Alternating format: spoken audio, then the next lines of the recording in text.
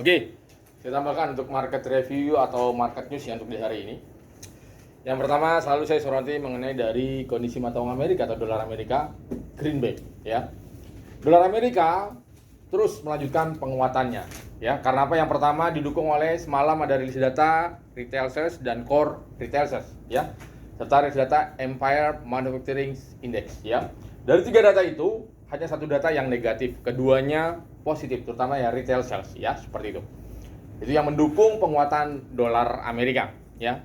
Ditambah lagi kenaikan nilai yield obligasi dengan tenor 10 tahun yang kemarin berada di level 4,5%, semalam kembali melonjak ke level 4,6% ya. Dua fundamental tersebut yang mendukung penguatan dari dolar Amerika. Ini juga kita bisa lihat dari indeks dolarnya atau DXY. Kemarin berada di level 106.10, pagi ini berada di level 106.36 ya. Potensi penguatan dolar Amerika diprediksi akan berlanjut ya. Karena apa? Adanya switching itu adalah peralihan ya. Peralihan yang sebelumnya para pelaku pasar memegang mata uang selain dolar, kini beralih ke dolar Amerika. Karena kita tahu aset safe haven itu ada 4 ya. Dolar Amerika, emas, yen, dan obligasi. Seperti itu ya. Ini yang mendukung penguatan dari dolar Amerika ya. Oke. Bahkan ada analis yang memprediksi bahwa dolar Amerika berpeluang akan menuju ke level 108 untuk indeks dolarnya, seperti itu ya. Oke. Ditambah lagi mengenai ekspektasi pemangkasan tingkat suku bunga. Kita tahu saat ini sentimen market yang berkembang adalah akan ada pemangkasan tingkat suku bunga The Fed pada bulan Juni. Ini menurut ekspektasi, padahal dari Powell sendiri belum memberikan clue atau statement. Namun saat ini menurut Fed Watch atau alat survei yang independen yang mengukur bagaimana kebijakan yang akan diambil oleh Bank Sentral Amerika, ini kembali turun.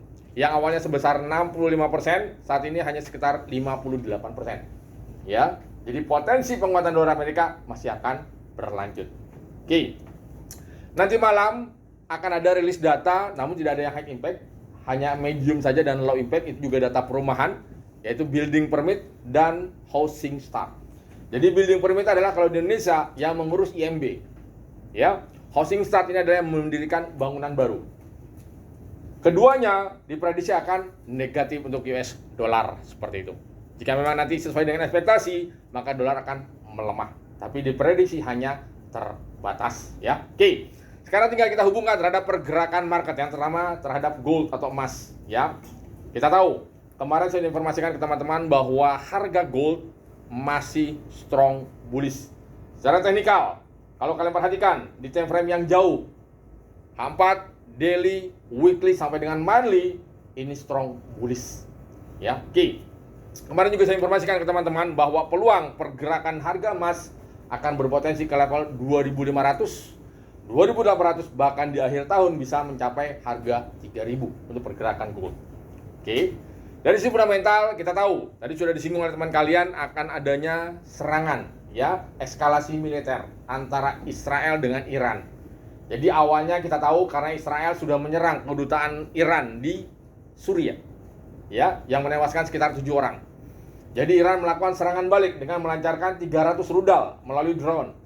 Tapi ya, serangan Iran tersebut berhasil ditangkis atau tidak berlanjut ya, tidak menyebabkan kerusakan parah di Israel. Di satu sisi, serangan Iran tersebut dan berhasil dipatahkan oleh Israel itu menahan serangan balik yang akan dilakukan oleh pasukan sekutu. Kita tahu sekutu di sana ada Amerika, Prancis, dan Inggris, seperti itu ya. Hal inilah yang meredam serangan tersebut. Makanya kalau kita perhatikan pergerakan harga emas kemarin, begitu data retail sales sempat turun ke level 2324, lalu melonjak naik dia ke level 2387. Kalau kalian perhatikan pergerakan gold saat ini di atas normal. Ya, karena pergerakan normal sekitar 10 sampai dengan 30 poin. Kemarin sekitar 50 poin lebih. Ya, Jumat kemarin sekitar 98 poin. Seperti itu. Jadi kalian bisa informasikan ke calon nasabah kalian atau ke nasabah kalian antisipasi karena pergerakan gold cukup liar di atas normal. Oke. Untuk hari ini secara teknikal yang tadi saya katakan, pergerakan emas akan melanjutkan kenaikannya. Sasaran pertama akan menuju ke level 2400. Ya. Kita tahu tertinggi adalah 2431 yang pernah disentuh di Jumat kemarin. Terendahnya kalau saya prediksi dia tidak akan menyentuh level 2340. Karena kenapa? Kalau level 2340 berhasil di break, akan mencoba level terendah kemarin 2324. Seperti itu. Jadi tren pergerakan gold masih berpotensi akan melanjutkan kenaikannya, ya. Itu pergerakan gold. Oke. Lanjut kita ke pergerakan forex, ya, major rate. Euro, pound sterling, Australia yen. Tadi tepat di jam 9 ada rilis data Cina, industrial production, dan ada rilis data GDP serta retail sales dari Cina.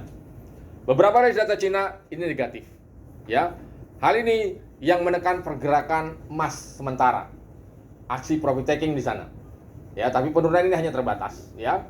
Rilis data Cina tadi erat kaitannya dengan pergerakan dari Aussie. Aussie bergerak melemah. Ditambah lagi dengan penguatan dolar Amerika. Jadi potensi pelemahan Aussie masih akan berlanjut di sesi Asia dan sesi Eropa di hari ini.